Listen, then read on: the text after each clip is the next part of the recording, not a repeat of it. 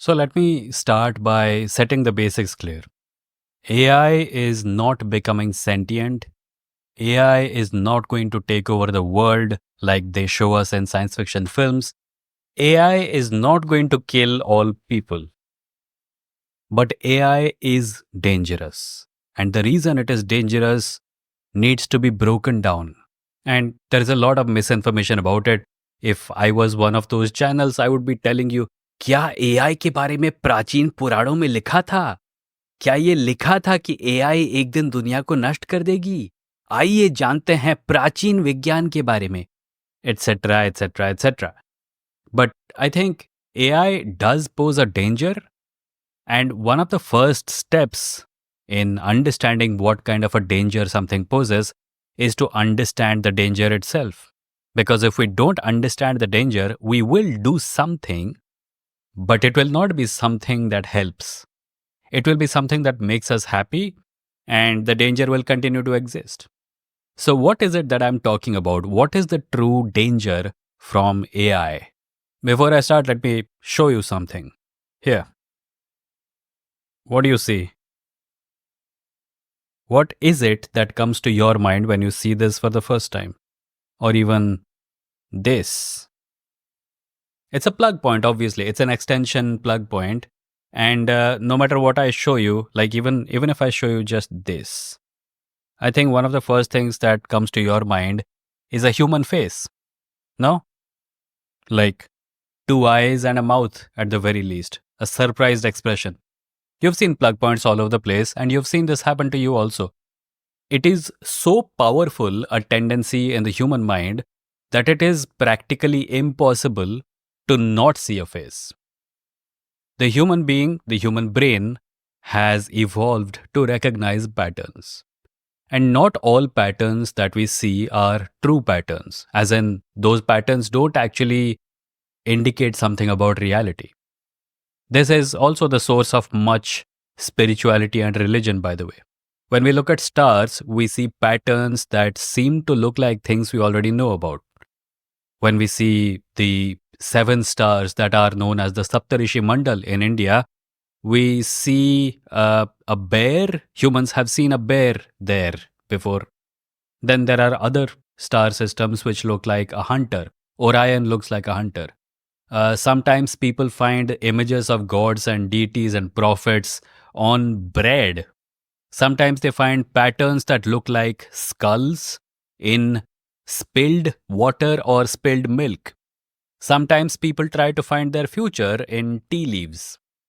So human beings and human culture by extension has been built on our tendency to find patterns everywhere.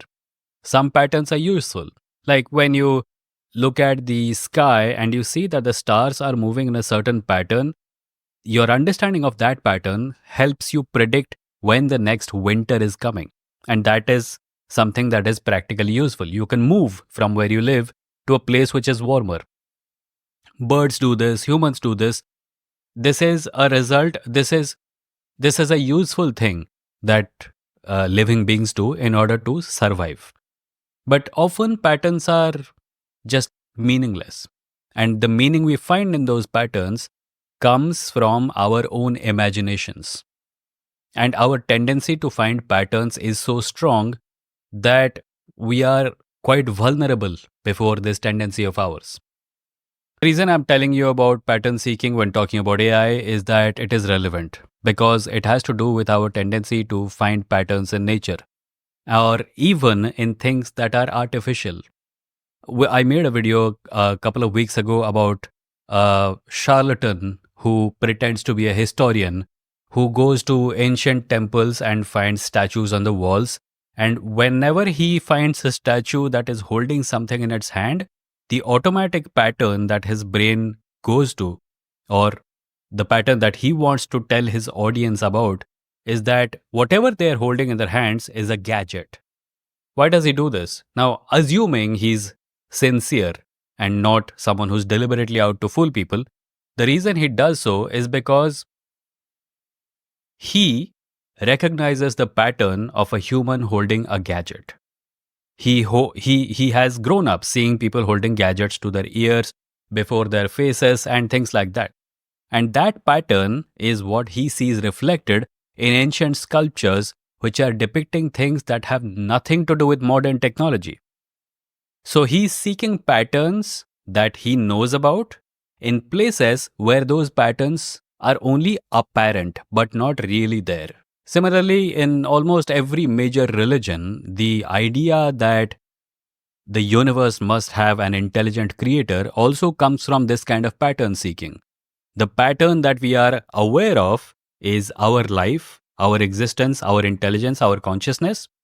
And therefore, when we look at a universe which shows no sign of such things, we are still looking for that pattern in the universe. Because we are conscious and intelligent and we make things, we take that pattern and we apply it to the cosmos and come to the conclusion, the erroneous conclusion, that the universe must also have been a result of this pattern. Again, I want to emphasize this before I move forward. We see a certain pattern in our life which is true. We take that pattern, we take our understanding that we have gained from that pattern, and we apply it to something about which we know nothing. Because in addition to being pattern seekers, we are also beings who are desperate to know about reality. And when we face circumstances where we are unable to know what is real and what is not, we, in our desperation, fit a pattern forcefully onto that reality and come to some really bad conclusions. This pattern seeking behavior, at least in my opinion, is the source of most religious thought, by the way. But the reason it is relevant to AI is because within known history, there have been many examples of human beings falling in love with the appearance of intelligence.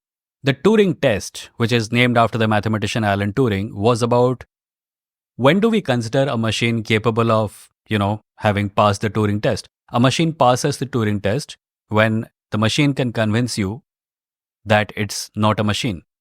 So if there is a machine which can talk to people and people are not aware that they're talking to a machine, and after the conversation, they come to the conclusion that who they talked to, the person, the conversation that they had was had with an actual human being, then the machine can be said to have passed the Turing test.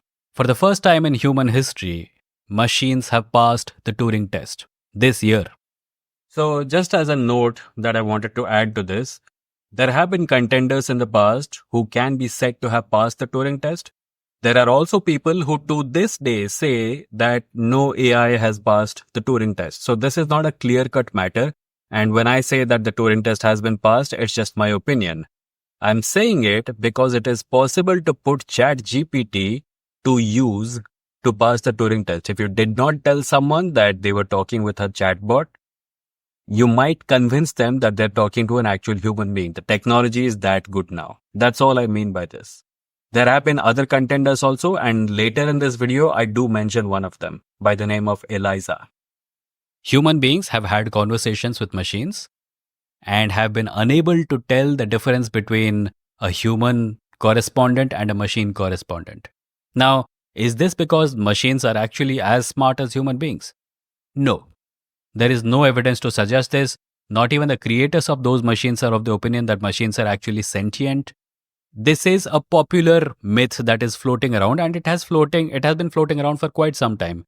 That one is not worth attention. What is worth attention is that our inability to tell the difference is going to be the source of the danger that AI poses to human society. We are already at a place in our civilization where our inability to tell the difference between truth and falsehood has caused major upheavals in global politics.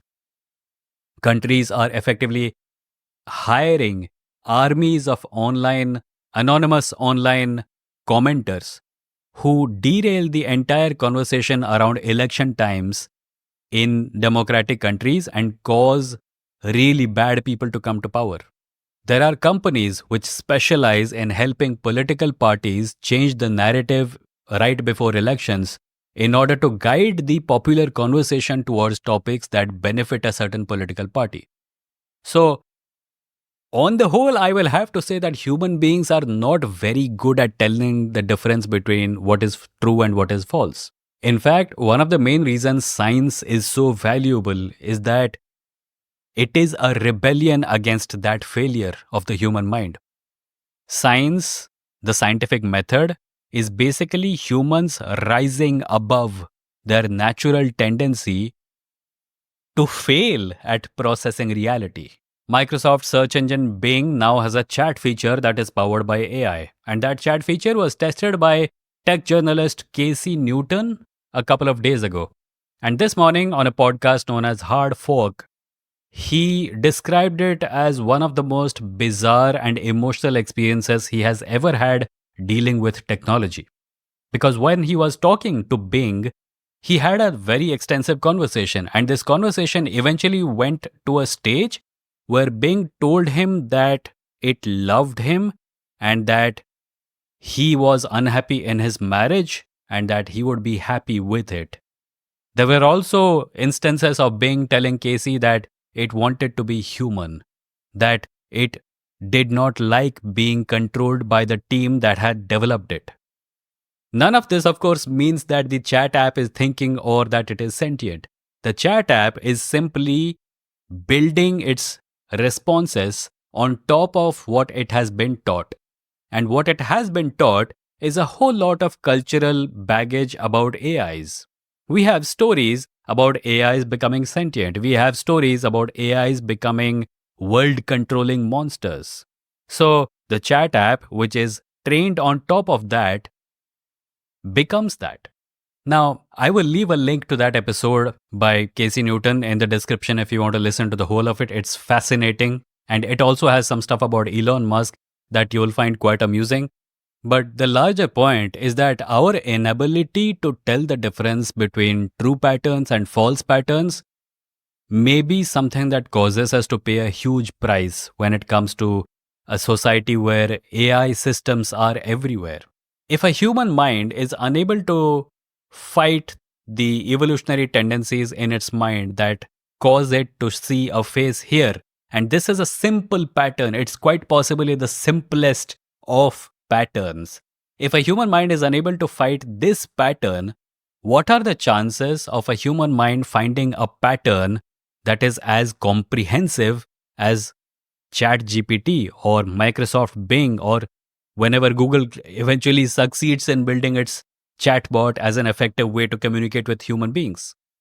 What are our chances of effectively knowing the difference between what is human and what is not? That, I feel, is the real danger of AI. It will be a step in the general direction of unhinging society to such an extent that the problems that we have right now, where we are unable to tell the difference between who's honest and who's not, are going to be amplified 1,000-fold, because then it is not simply going to be about events and statements. It's going to be about who is a person and who is not. And this is not new, by the way. We have had this problem for quite some time. There are AI chatbots far less sophisticated than Bing or ChatGPT, which have caused people to fall in love with them. There is an app called Replica, which is supposed to be a companion app. Basically, an app on your phone which you opened and you chatted, but there was no person with whom you were chatting. It was an algorithm. And there have been cases of people falling in love with it. There's a book called The Shallows by Nicholas Carr, where he talks about a program called ELIZA, ELIZA, which was created by Professor Weizenbaum, Joseph Weizenbaum, if I'm remembering correctly. And ELIZA was a computer program designed to talk with people, and the program was modeled as a therapist, a psychologist. Weizenbaum was very surprised when he found out that people were becoming emotionally involved with ELIZA. And by the way, many of these people who were falling in love with ELIZA were not people who did not know that ELIZA was a computer program. They knew that ELIZA was a computer program and they were still falling in love with it, or at least getting emotionally involved with it. Weizenbaum was even more surprised when his own secretary found herself thinking that Eliza was a person. That is the level of vulnerability that the human brain has towards the appearance of intelligence. And by the way, Eliza is not a new invention. This whole thing that I just told you happened in the 1960s. AI has the potential to mess up human society and civilization in major ways. But it's not because AI is going to become sentient and take the world over like it does in many science fiction films like Terminator, etc.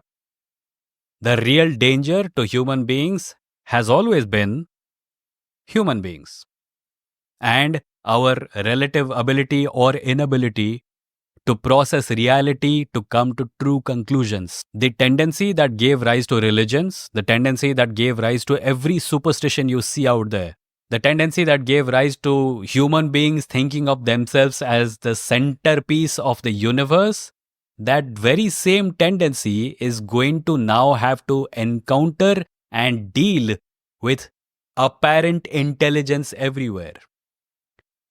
If this pattern is too much for us, if the patterns we see in the sky are too much for us and cause us to create religions to explain the universe, if the patterns we see in the statues on the walls of a temple cause us to think that ancient people had cell phones in their hands, can you imagine the extent to which these new, comprehensive, complicated, human like patterns are going to?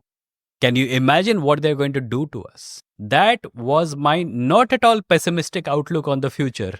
Let me know what you think in the comments. And I guess the way forward has to be more awareness, and specifically more awareness about how human beings think.